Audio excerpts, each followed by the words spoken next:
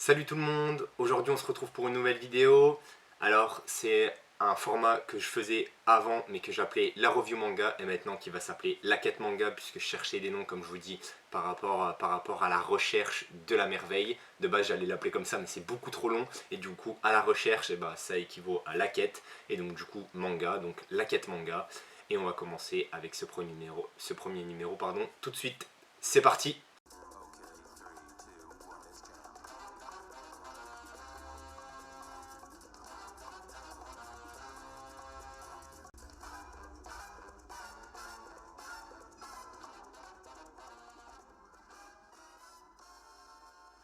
Du coup, j'espère que le générique vous a fait kiffer. J'ai essayé de travailler un peu dessus pour faire quelque chose d'assez cool. Donc j'espère qu'il vous fait plaisir. En plus, le format du coup change un petit peu puisqu'on va voir le manga en 5 phases, on va dire. Donc le premier, ce sera le synopsis. Le deuxième, ce sera les personnages. Le troisième, ce sera l'intrigue. La quatrième, ce sera les dessins. Et le cinquième, ce sera mon avis sur le tome que j'ai lu. Et donc du coup, aujourd'hui, on va parler de Manchuria Opium Squad, donc édité par Vega Dupuis, donc dessiné et écrit par Tsukasa Monma et Shikako. Donc du coup, pour le synopsis, on est en 1937, donc en l'an 12 de l'ère Showa. Donc envoyé en Mandchourie pour servir dans l'armée du Guangzhong, le jeune Isamu Higata perd l'usage d'un de ses yeux, tout simplement parce que, bref, il lui arrive une petite surprise, on va dire ça comme ça. Et du coup, il est envoyé dans un camp agricole, voilà, où ça se passe pas forcément très bien, on abuse un peu de sa personne. Et du coup, un jour, il va découvrir un petit lopin de terre où il y a la fleur de pavot, et avec la fleur de pavot, on fait de l'opium. Et il va se lancer justement dans la course à l'opium parce que sa mère est très malade et du coup pour sauver sa mère il a besoin d'argent pour acheter des médicaments et donc du coup l'opium à cette époque là est très répandu, ça vaut très cher et donc du coup lui il va se lancer dans ce business de l'opium. Pour ce qui est des personnages, dans le tome 1, on en a pas mal. On a déjà le héros principal, Isamu, qui lui n'a peur de rien, même si de base on pense qu'il est un peu fragile, parce que justement il subit cette petite blessure à l'œil, enfin cette grosse blessure à l'œil, et qu'on va penser que justement comme il se fait un peu victimiser au niveau du camp agricole, il va subir, mais pas du tout, il est prêt à tout pour sauver sa mère, il n'hésite pas justement à aller voir un gang directement et proposer sa drogue et éventuellement peut-être mourir, mais lui ça le fait pas peur, il veut vraiment sauver sa mère et j'aime ce genre de personnage. Ensuite on a cette jeune demoiselle qui est la fille d'un des 3 boss du King Bang, donc c'est le plus gros réseau on va dire de drogue.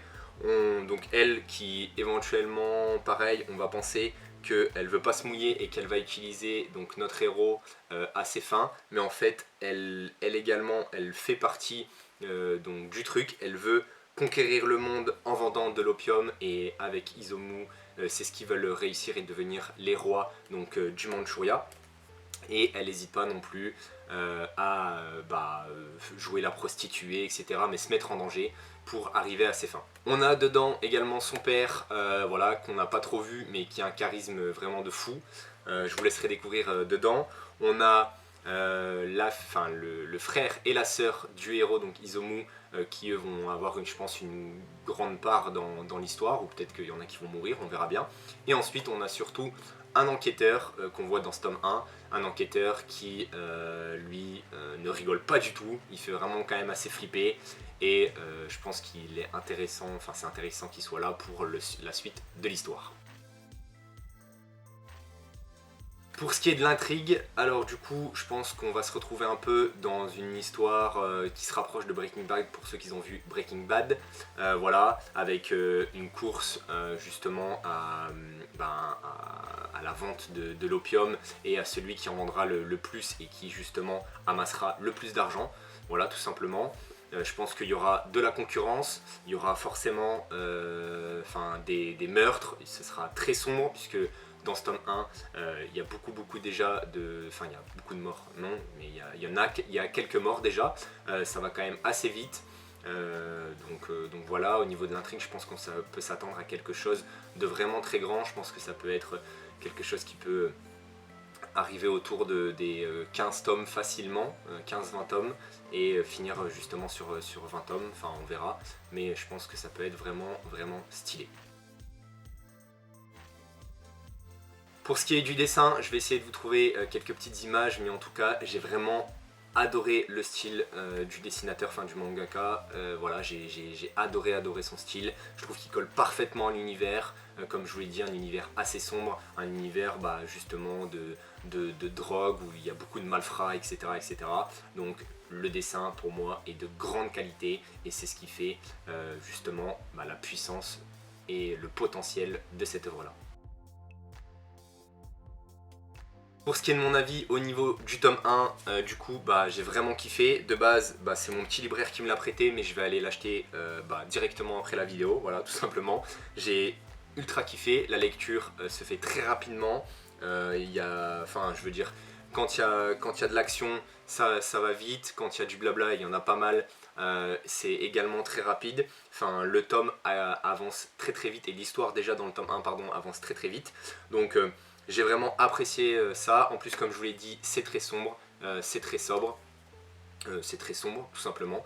Et du coup, j'ai vraiment énormément apprécié ma lecture. Voilà, du coup, j'espère que le premier numéro de la quête manga vous a plu. Moi, je vous dis à très bientôt. Dites-moi en commentaire si ça vous a donné envie. Et moi je vous dis à plus. Salut!